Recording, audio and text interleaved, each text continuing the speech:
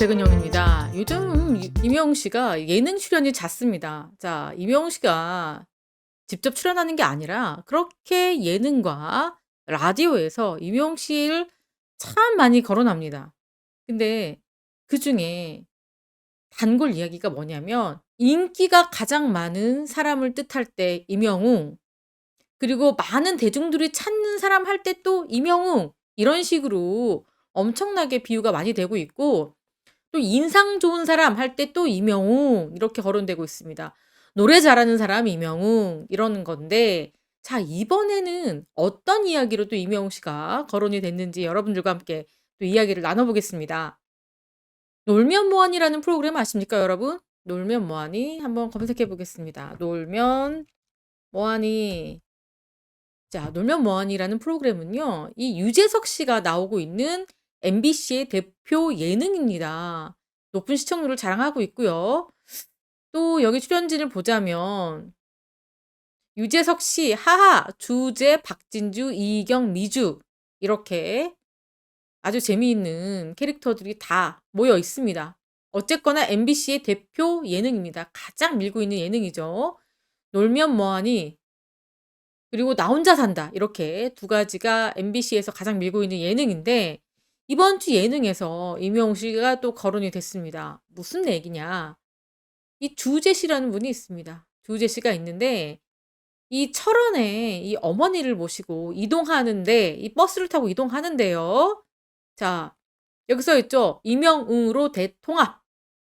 그 줌마클럽 아주머니들하고 철원 패키지 여행을 떠나는 장면이 나왔습니다. 다른 멤버들은 이 줌마 회원들과 함께 유재석의 사랑의 재개발, 합정역 5번 출구 등을 들으면서 흥겨워했습니다.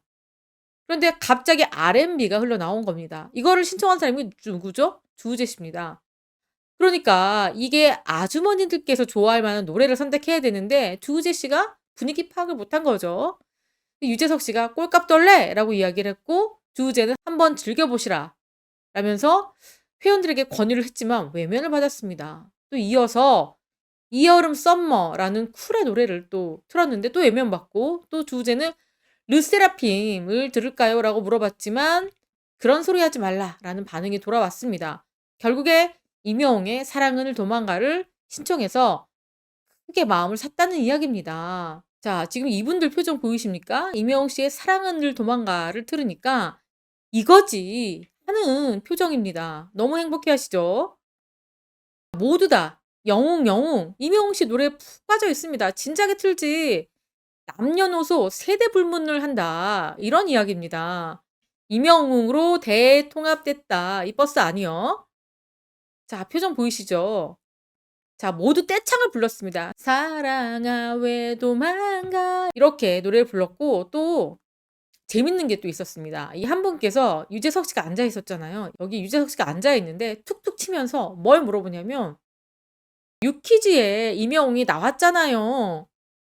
그대로 똑같아요. 자, TV에서 보는 것과 실물이 그렇게 똑같아요? 라고 용기를 내서 유재석 씨한테 물어본 겁니다.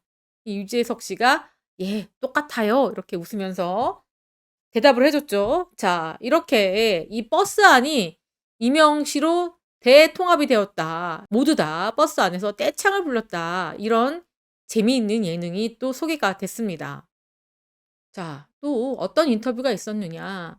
달팽이, 거위의 꿈, 다행이다. 아직 인생곡을 못 만들었어요. 자, 이적 씨를 인터뷰를 했습니다.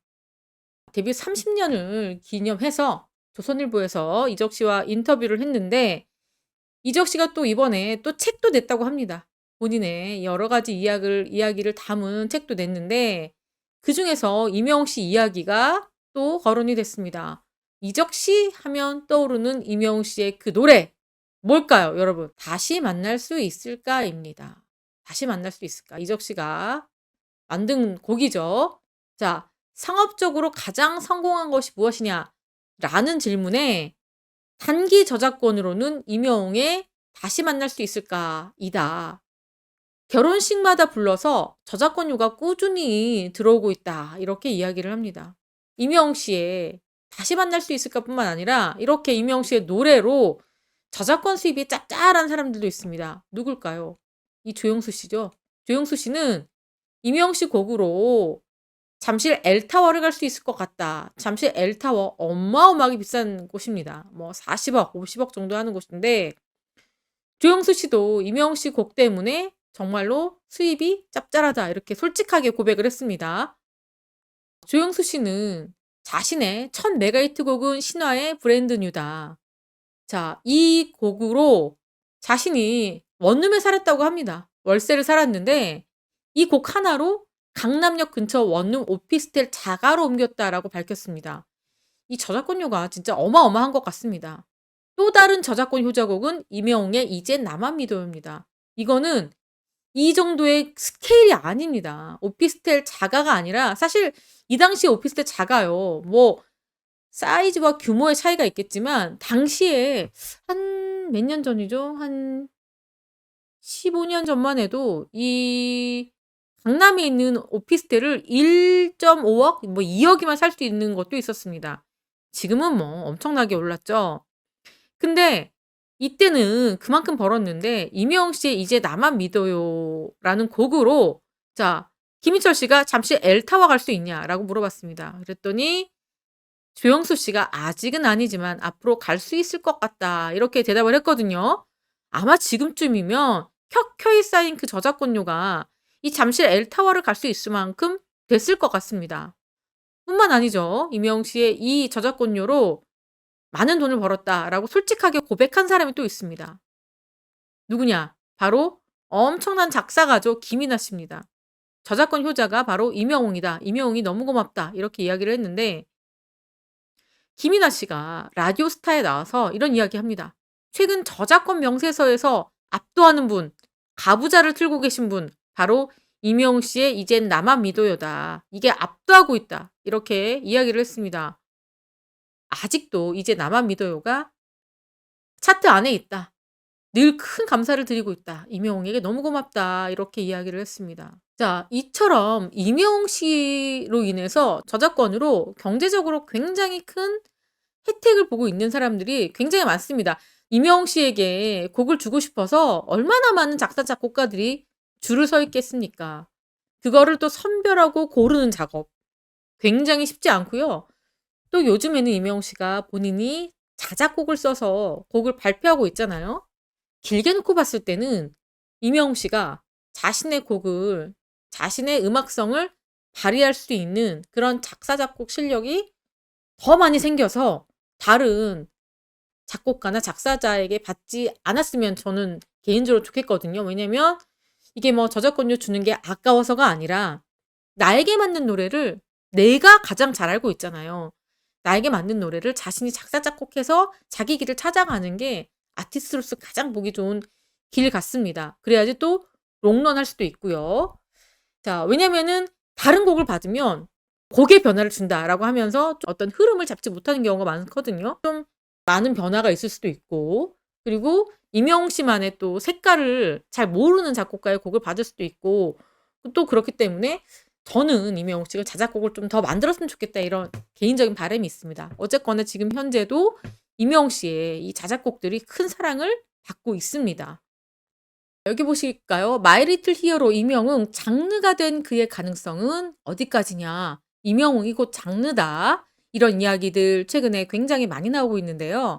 마이 리틀 히어로 이 미국의 여행을 담은 5부작 리얼리티다 이렇게 했는데 미국에서 이제 LA 콘서트를 열면서 임영웅 씨가 그 앞뒤로 벌어지는 본인의 소탈한 일상까지 모두 공개를 했습니다.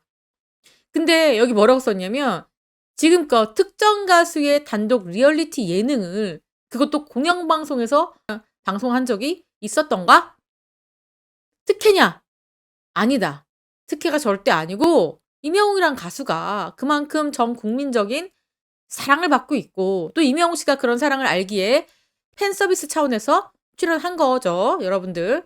자, 임영웅은 코로나19 시국에 오디션 프로그램을 통해서 갑자기 뜬 일개 트로트 가수가 아니다. 임영웅은 여러 가지 장르를 다 소화했다. 정규 1집 앨범에서.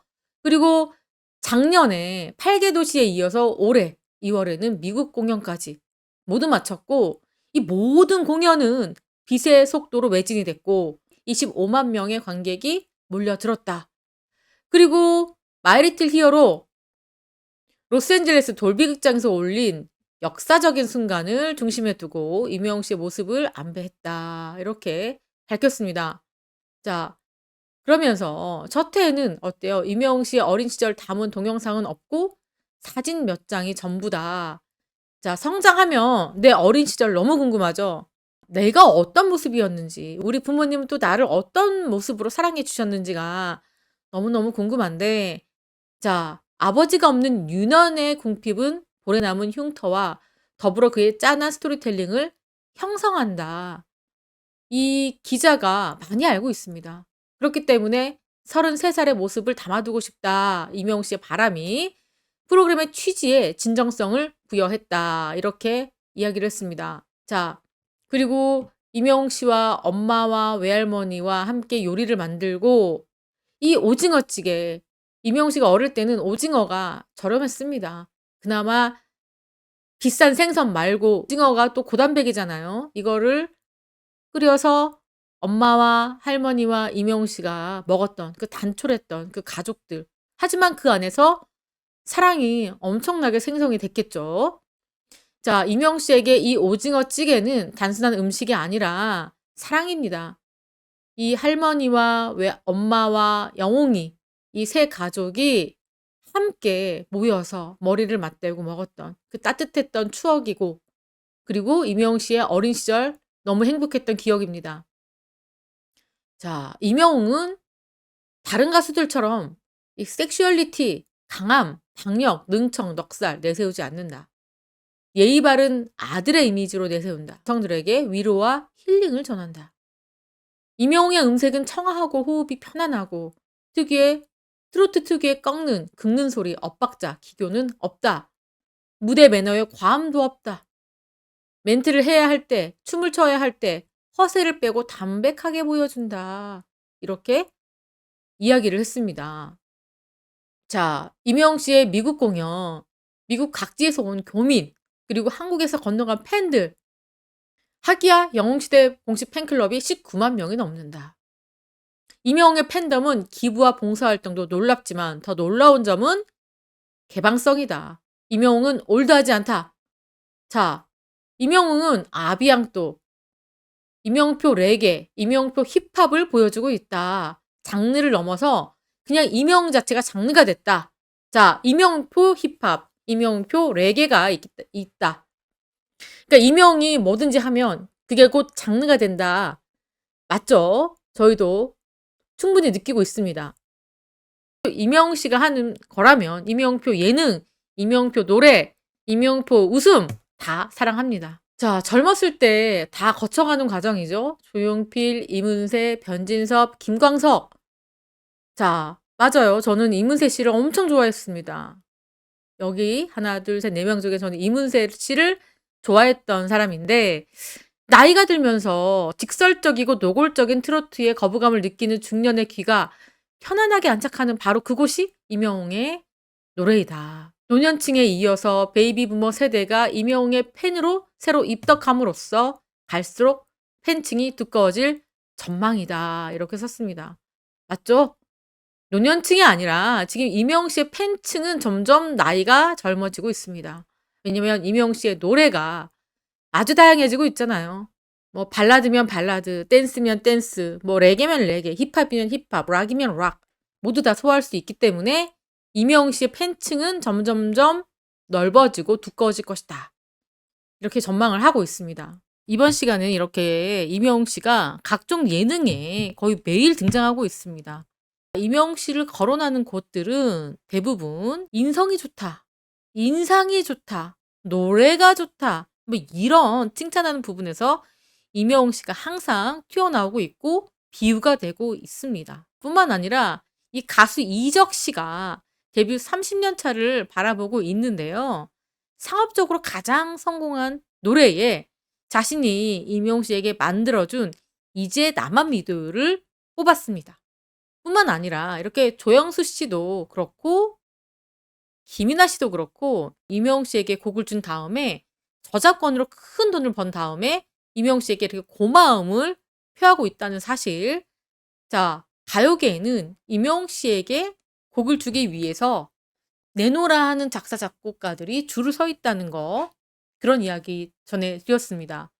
이명웅이라는 사람은 노래뿐만 아니라 가요계뿐만 아니라 각종 사회 현상에서 커다란 선한 영향력을 미치고 있는 하나의 장르가 되었다는 이야기들을 여러분들께 전해드렸습니다. 자, 지금까지 저는 백은영이었고요. 시청해주신 구독자 여러분 감사합니다.